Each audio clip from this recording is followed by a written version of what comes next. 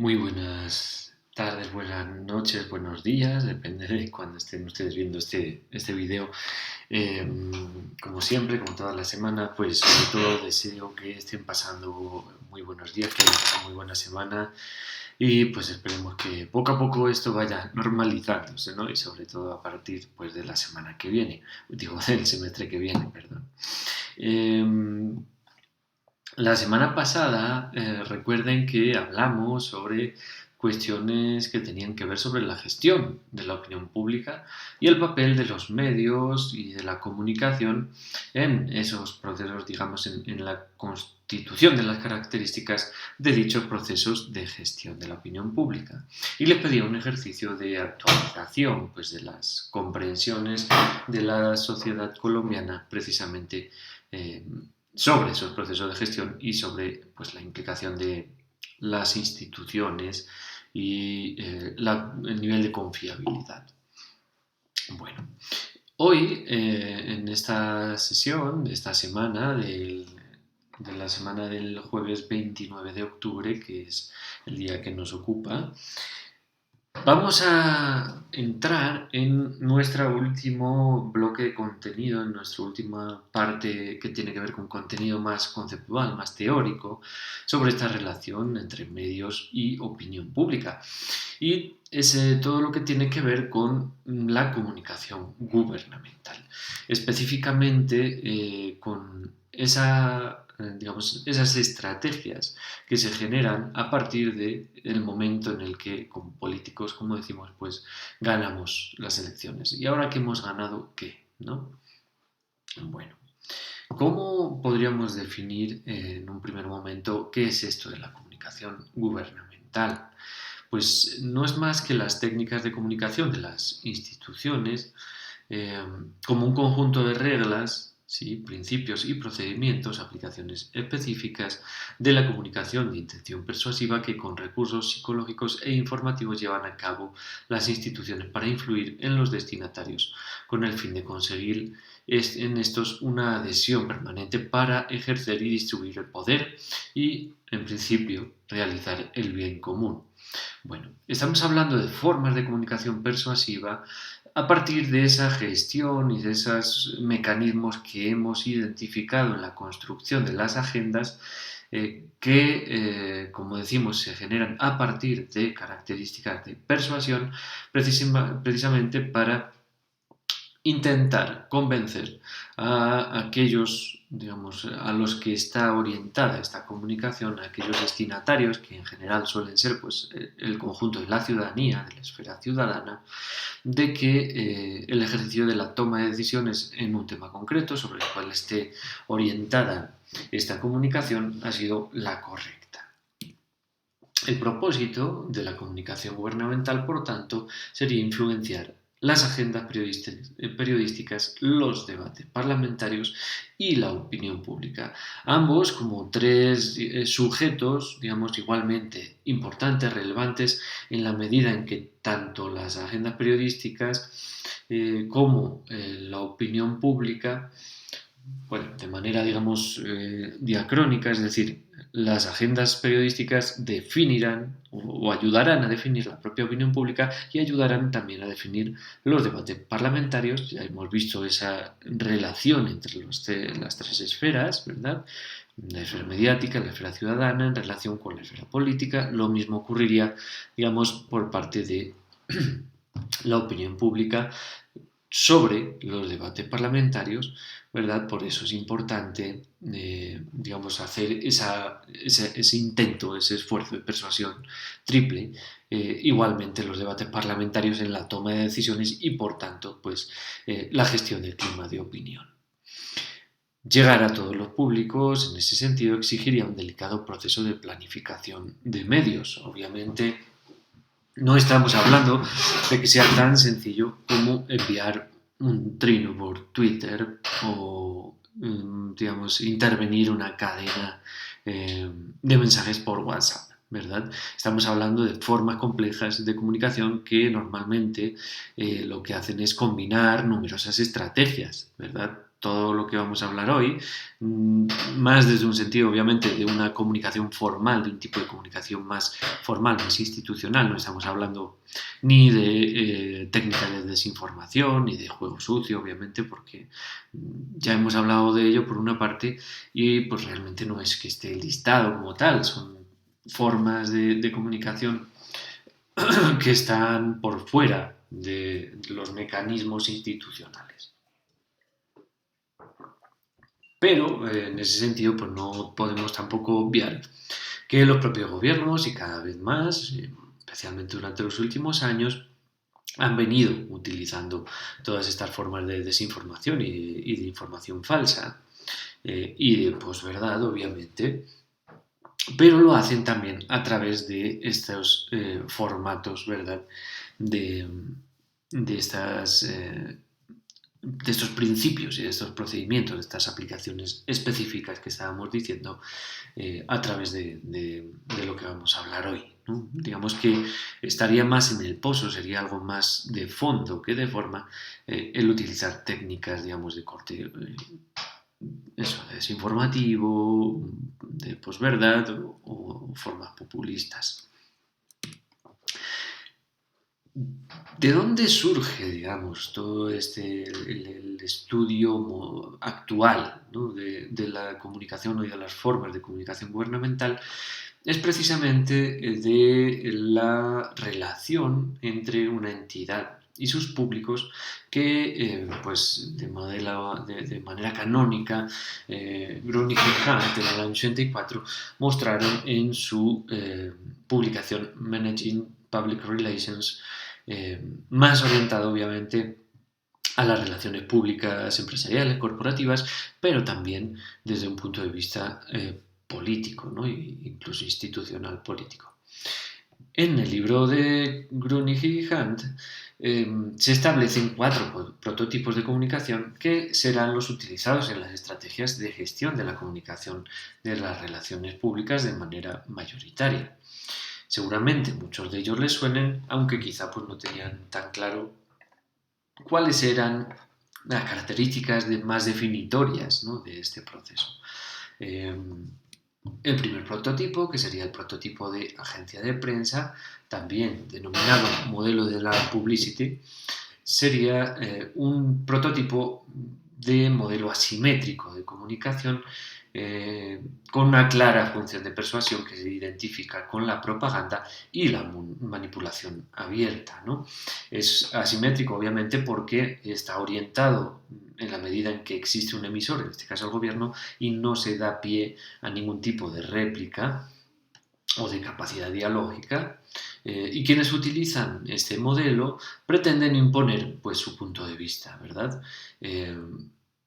Si es necesario y si en ese momento los agentes comunicativos lo entienden necesario, no importará si faltan a la verdad de los mensajes. Este prototipo de agencia de prensa se asocia en muchas ocasiones precisamente a esas estrategias de desinformación, ¿verdad? Se presiona a los periodistas para que se publiquen noticias favorables y aparece casi siempre complementado con estos otros 2 siguientes modelos que vamos a hablar, ¿verdad? Este prototipo de agencia de prensa, para que se hagan una idea, puede tener mucho que ver con, por ejemplo, la campaña, por ejemplo, que hubo, no en este caso desde el gobierno, pero sí desde la oposición, ¿no? Contra el plebiscito. ¿Sí? En ese momento fue un modelo de agencia de prensa que se utilizó desde los sectores contrarios, ¿verdad?, al proceso de paz, a la negociación del proceso de paz, en el que se ofrecían fuertes estrategias de persuasión a través de modelos asimétricos, sin capacidad de diálogo, y en las que, si era necesario, se faltaba a la verdad de los mensajes. Y obviamente se presionaba a ciertos periodistas. Digamos que esa presión se puede realizar de muchas maneras. Existen presiones gubernamentales o presiones políticas que tienen que ver con la censura directa. Existen presiones que apelan a la responsabilidad de Estado, a la responsabilidad institucional. Existen presiones de corte económico directo, como pueden ser la favorabilidad, por ejemplo, en la pauta publicitaria por parte de la propaganda institucional del Estado o del modelo indirecto, por ejemplo, en la capacidad de intervención en los mecanismos de decisión, de toma de decisiones en los medios de comunicación. Quién es dueño de los medios y logran en este caso los miembros de un Estado, de un gobierno, establecer, digamos, personas afines, amigos dentro de los consejos de administración de esos medios de comunicación, o logran que personas de confianza alcancen esa posición de dominación en esos medios, les garantiza precisamente esa capacidad de presión. Bueno, como decimos, existen muchas formas, ¿no? Eso sería casi que otra sesión, ¿no? Propia, esas formas de presión. Como decimos, este modelo de agencia de prensa estaría complementado con los dos siguientes modelos. El prototipo 2, que sería el de información pública, que también sería un modelo asimétrico y de una sola vía, y por el cual o a través del cual se pretende difundir informaciones objetivas y precisas, pero seleccionadas y expuestas de manera favorable. En este caso no transmitiríamos información falsa, como en el anterior modelo, pero no se cuenta toda la verdad, se ocultan los aspectos negativos y se referirían solo los positivos. Este modelo de información pública es el modelo más utilizado de todos los que conocemos. En muchas ocasiones mal utilizado, obviamente. Recuerden las declaraciones del presidente Duque diciendo que lo que estaba ocurriendo en Colombia no eran masacres sino asesinatos selectivos y cosas así. Ese intento de darle la vuelta a la información, ¿verdad? Bueno, digamos que les he puesto un ejemplo a lo mejor un poco burdo, quizá un ejemplo caricaturesco, pero que realmente da cuenta de cuál es la intención. Es un poco el good news is bad news, en el sentido de que intentamos darle siempre el carácter positivo a la información, ¿no? Pónganse en el ejemplo el caso de la pandemia, ¿sí? En el que nosotros, digamos, las noticias que se dan desde las instituciones podrían ser que los casos de coronavirus siguen aumentando de manera alarmante y no se logra acabar, digamos, con la curva de contagios.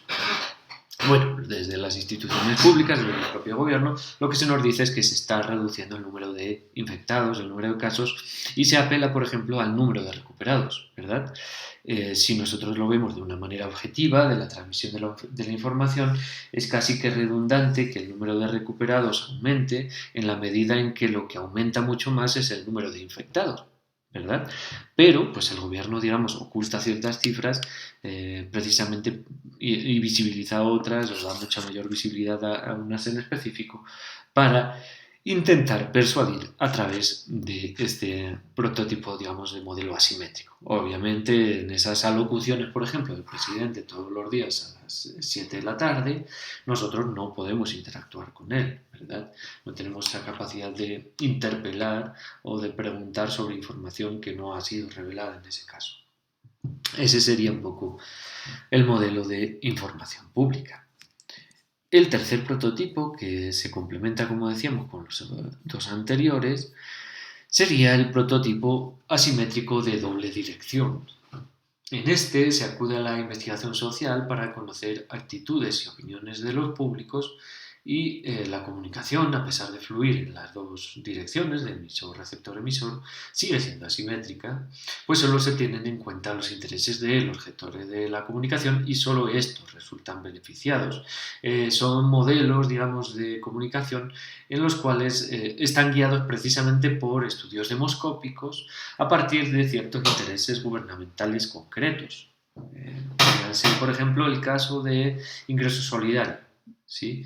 Y la capacidad, digamos, del gobierno de sondear el funcionamiento de este programa en la medida en que pues, quiere, digamos, establecer formas de mayor eficiencia en los procesos de gestión de la pobreza.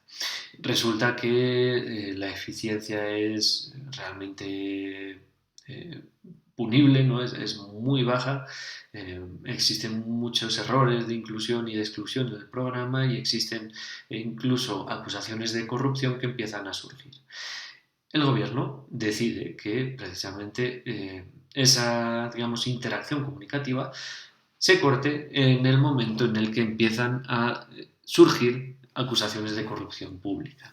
Y ahí lo que se apela es precisamente a la responsabilidad ciudadana y a que son los propios ciudadanos quienes intentan aprovecharse de ese modelo. Entonces ahí corta, digamos, el flujo de diálogo entre gobierno, instituciones y ciudadanía y establece nuevas formas, nuevos programas, digamos, una renovación realmente del algoritmo y asocia el programa de ingreso solidario de un departamento de planeación a otro para intentar evadir precisamente esa capacidad. Estos tres modelos que hemos listado al inicio pues son modelos cerrados, son modelos elitistas y son modelos autoritarios ya que solo consideran válidos los puntos de vista, en este caso de la institución gubernamental, y tienen muy pocas personas en el núcleo de toma de decisiones. Existe, no obstante, un cuarto modelo, que sería el prototipo simétrico de doble dirección, por el cual la comunicación fluiría en las dos direcciones entre entidad gestora y los públicos y sería simétrica. En la aplicación de este modelo, los resultados producidos serían positivos para ambas partes, precisamente porque se fomentarían digamos, la eficacia del cumplimiento de los intereses por parte de la entidad gestora en la medida en que primero se discuten sus intereses propios, pero también surgen otro tipo de intereses que quizá no estaban dentro del foco de la entidad. En ese sentido, se logra mucha mayor eficiencia en la toma de decisiones. Sirve al propósito de entendimiento mutuo, se generan digamos, líneas de consenso y de diálogo, y no obstante es el menos utilizado en las estrategias de comunicación. Bueno, esto quizá tiene una respuesta que puede resultar obvia, pero me parece que puede ser interesante que esta sea una de las preguntas del foro de esta semana. ¿Por qué creen que si el modelo, el prototipo simétrico de doble dirección, que digamos sobre el papel resulta el más eficiente de todos los cuatro modelos, es el menos utilizado por, en este caso, las instituciones de gobierno para relacionarse con la sociedad civil? ¿Sí? Esa sería un poco la pregunta que les voy a poner en el foro y estaré muy atento pues, a cuál es la justificación de sus respuestas. Si pueden poner ejemplos precisamente de lo que estamos diciendo y sería maravilloso porque así ayuda mucho más incluso a que se genere una especie de discusión.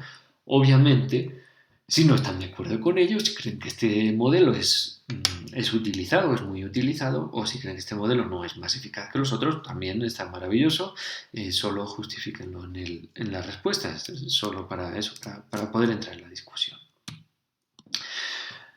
Algunas de las estrategias que se han ido desarrollando a partir de digamos, los procesos actuales de comunicación pública y de comunicación política están muy relacionados precisamente con los cambios y las transformaciones que hemos ido viendo durante pues, las diferentes sesiones que ya llevamos bastantes, imagínense, desde la primera semana de agosto, ya estamos en la última de octubre.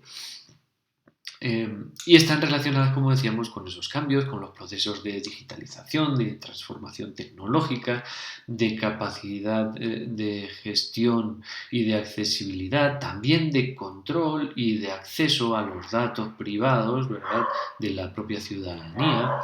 Y en realidad eso deriva en estrategias que están relacionadas con lo que conocemos como la comunicación permanente, que no sería nada más y nada menos que lo que hace pues, Álvaro Uribe en Twitter, por ejemplo, o lo que hacía en su momento de presidente a través de la televisión pública, ¿verdad? Esas juntas de acción comunal en las que él aparecía todas las semanas digamos, en ese caso como un invitado, porque ni siquiera él tiene ahí mucha necesidad, ¿verdad?, de aparecer, y estaría precisamente invocando a esta estrategia de comunicación permanente. Obviamente con el desarrollo de la web 2.0 y de las redes sociales digitales se facilita mucho más esta estrategia, y hoy en día la mayoría de los políticos pues cuentan, ¿verdad?, con sus propios canales directos de comunicación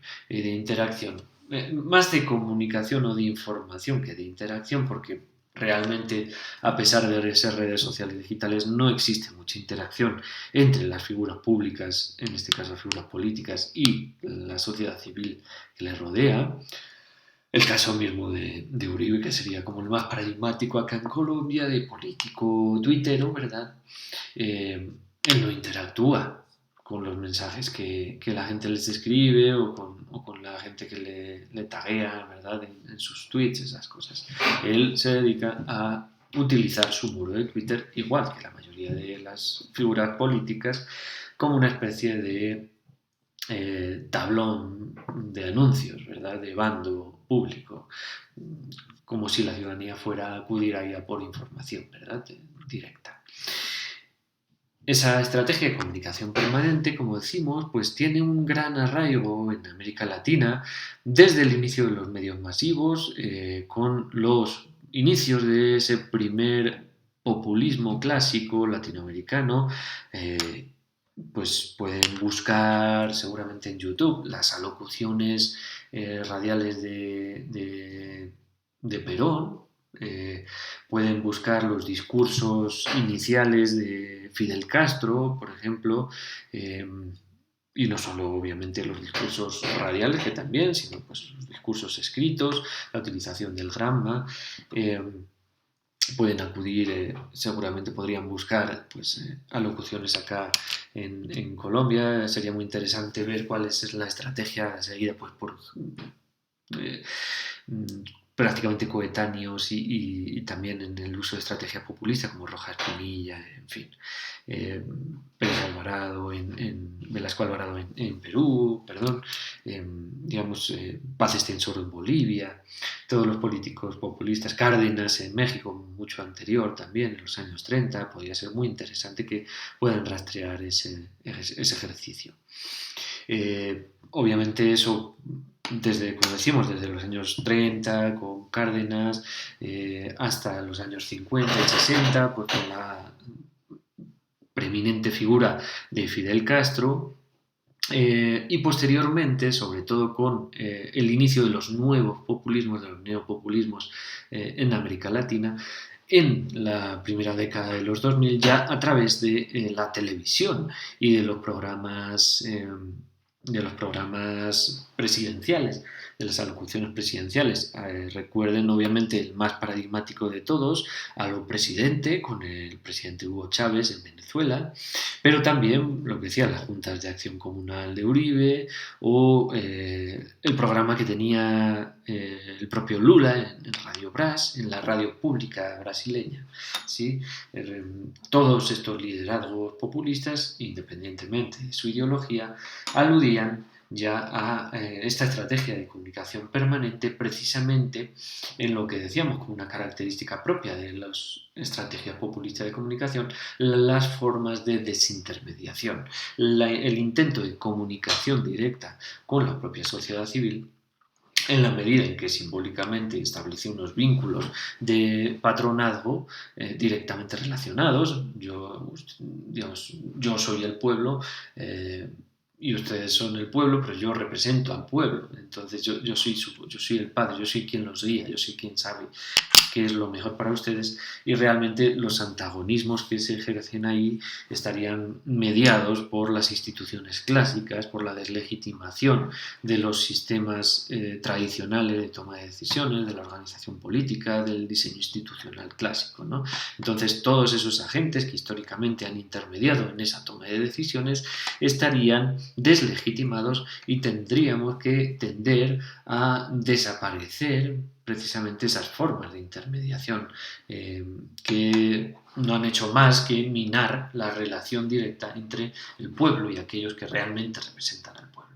Esa sería un poco la explicación clásica desde los populismos, imagínense lo viejo que es esto, desde los populismos de los años 30 hasta los políticos de hoy en día, que a partir de esta digitalización y esta capacidad, de esta implosión de la capacidad de acceso, ¿verdad?, a la comunicación directa a través de las redes sociales digitales, han utilizado de nuevo esta misma justificación, amparados obviamente en la crisis de legitimidad de las instituciones. Como ven, todo finalmente está muy relacionado. En otro orden, pues estaría la comunicación de gestión, que sería la comunicación más clásica, la de generar los temas del día a través de la constitución de la agenda, tal y como lo hemos visto, a través tanto del agenda setting como de la gestión de los political issues. Aquí el meollo o la centralidad estaría en la relación de los medios con el gobierno. Estaría precisamente en controlar quién va a hablar y de qué va a hablar y gestionar en ese sentido el riesgo de la exposición pública. Imagínense que pues en momentos críticos, bueno, digamos que ha ocurrido en declaraciones, por ejemplo, altisonantes de gente como Paloma Valencia en momentos de duelo social, que lo que han hecho ha sido precisamente minar la estrategia del gobierno en situaciones en las que la polarización social y las digamos, situaciones de crisis, como pueden ser pues la muerte de Dylan Cruz, del estudiante, por parte del ESMAD, durante las protestas estudiantiles, ¿verdad? Y esas declaraciones que existieron por parte de figuras cercanas al gobierno, que no del gobierno, que ahí no pudieron controlar, diciendo que realmente pues el muchacho murió fue por su culpa, que era culpa de los padres, que hacía allí, que debía estar en casa estudiando, ¿verdad? Eso lo que hizo fue avivar precisamente el fuego de la protesta y ayudar a aquellos que querían relacionar, obviamente les dieron la razón, a este tipo de élites políticas con, digamos, aquellos que defienden intereses contrarios a los de la propia ciudadanía, aquellos que están en contra de ellos, aquellos que quieren acabar con ellos. Bueno, digamos que en esos momentos esta comunicación de gestión se hace muy presente y ahí, en cierta medida, se contraponen y luchan esa necesidad de comunicación permanente y la necesidad de comunicación de gestión. Digamos que en conclusión, lo importante aquí sería cómo cerrar ese significado de los discursos en la medida en que ambas estrategias van a convivir y cada vez más, ¿verdad? Los gobiernos obviamente cada vez tienen, a pesar de que sea paradójico, tienen más control sobre la información, digamos, que se vierte en la esfera pública o en el espacio público, en este caso digital, por parte incluso de las propias esferas privadas, nosotros le damos ese acceso, pero por otro lado pierde la capacidad de control de la generación de discursos propios incluso, ¿verdad? Porque hoy en día cualquiera con su perfil en redes sociales puede generar estos discursos y el problema es que no lo hagamos, digamos, nosotros como agentes sociales ciudadanos, sino que lo hagan precisamente figuras públicas, minorías activas, aquellos que pueden destruir, digamos, la comunicación de gestión que ha sido construida en ese momento. Pues hay innumerables casos de esto, un caso paradigmático en España por ejemplo, durante los atentados del 11M, del 11 de marzo de 2004, atentados de corte yihadista, precisamente para protestar, o digamos que estaban relacionados con la participación de España en la guerra de Irak en conjunto con Estados Unidos y Reino Unido. Recuerden que pues, en Estados Unidos hubo el atentado de las Torres Gemelas, posterior, eso en el 11 de septiembre de 2001, en el año 2003, en la Cumbre de las Azores, como ya hemos visto aquí en clase, se declara esta guerra de Irak. En el 11 de marzo de 2004 unos yihadistas, unos terroristas yihadistas ponen varias bombas en el servicio de cercanías, de trenes de cercanías en la ciudad de Madrid y causan, pues, no sé, eran como cerca de 200 muertos. Y en 2005, en julio de 2005, pues en Londres recuerden los atentados también. Eh, que estaban relacionados obviamente con, en el servicio de transporte público, relacionados con la participación de Reino Unido en la guerra. Eh, digamos que lo que quería explicarle era el caso, ¿no?, de esta relación. En este sentido, una relación opuesta, ¿no?, de la capacidad de la propia ciudadanía para revertir esa relación. Estamos hablando del año 2004. Ustedes, pues bueno, entiendo que muchos seguramente no tienen recuerdos de esa época, estarían aún en pañales prácticamente, bueno, o casi que quitándoselos, ¿no? En 2004, la mayoría de la ciudadanía en Europa y especialmente en España fue muy crítica con la participación de estos países en la guerra de Irak. Hubo muchas manifestaciones, yo lo puedo decir de primera persona porque estuve en las más grandes, millones de personas salieron a la calle para protestar contra la intervención. Esto previo a los atentados. Estoy hablando del propio año 2003, desde la declaración de la guerra. En 2004, unos días antes de las elecciones nacionales de presidente, y obviamente, bueno, en España es un sistema bicameral, son las elecciones parlamentarias, entonces se eligen a los diputados, que es la Cámara, bueno, diputados y senadores, pero los diputados son, en ese caso, la Cámara Alta, son quienes toman la decisión de quién va a ser el presidente de gobierno. En ese caso, las elecciones eran el 14 de marzo de 2004. El Partido Popular, que es la derecha liberal conservadora de España, la derecha conservadora más bien, frente al Partido Socialista, que en realidad es la corriente socialdemócrata, es decir, el centro izquierda, con José Luis Rodríguez Zapatero y por el otro lado Mariano Rajoy, por el PP. En el 2004 las encuestas daban prácticamente un empate técnico. Había partido el Partido Popular con cierta ventaja, pero durante los últimos meses y durante la campaña el Partido Socialista le había logrado arrebatar esa distancia y estaban en un empate técnico. 3 días antes de las elecciones ocurren los atentados terroristas. Digamos que esto, si estuviéramos en clase, sería más interesante, porque les podría preguntar qué creen que debería hacer el gobierno en este caso. Les doy los datos. Atentados terroristas, una mañana, 8 de la mañana, no tenemos información, solo sabemos que han sido unos atentados que se han ocurrido en los servicios de cercanías y estamos dudando porque casualmente, bueno, en España en aquella época todavía tenía mucha fuerza la banda terrorista vasca ETA, Euskadi Askatasuna, una banda de corte independentista que desde los años 60, primero como, digamos, lucha contra la dictadura franquista, pero a partir de la transición y sobre todo de un atentado que ocurre en el año 74, un poco antes del fin de la dictadura, en la calle del Correo en Madrid, pues se escinde en dos bloques.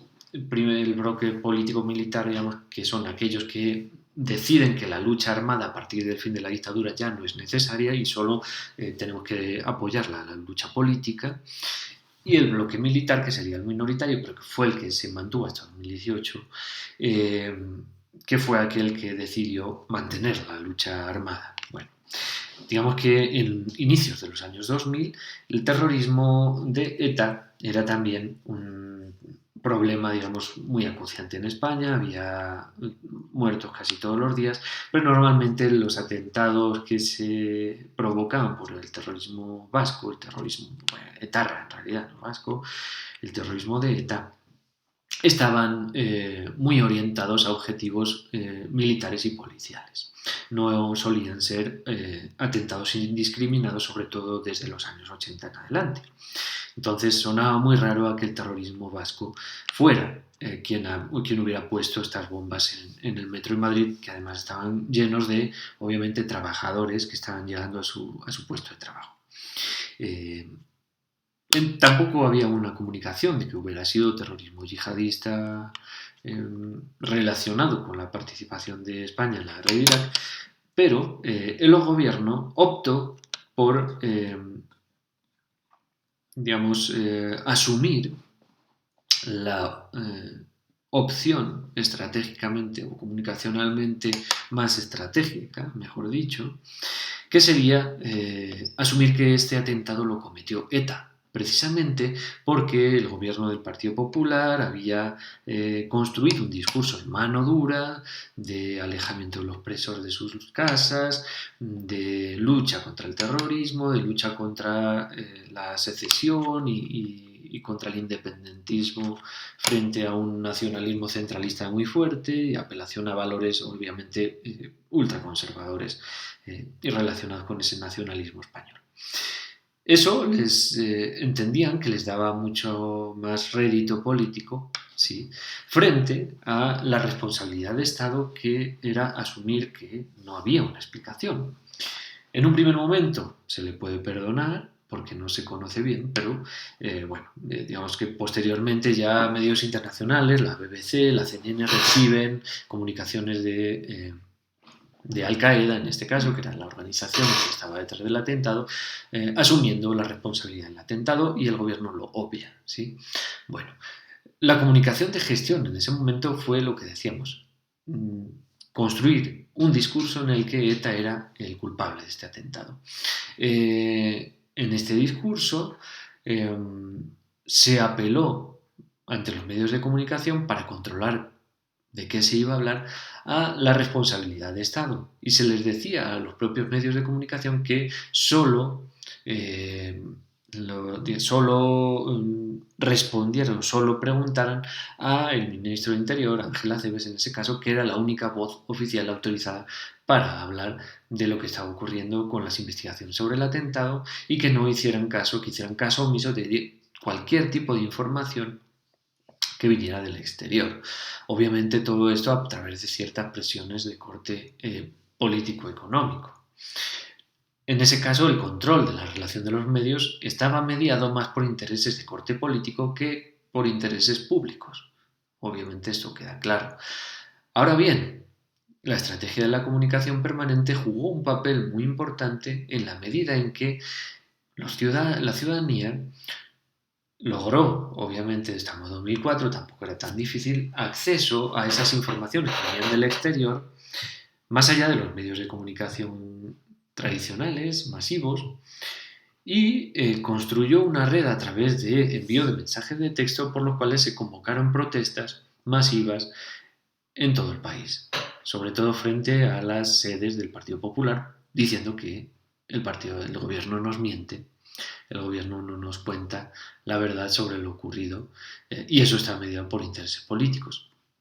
Esas protestas se hicieron tan masivas que hasta los propios medios de comunicación ya tuvieron que dar alcance a estas informaciones, ¿verdad?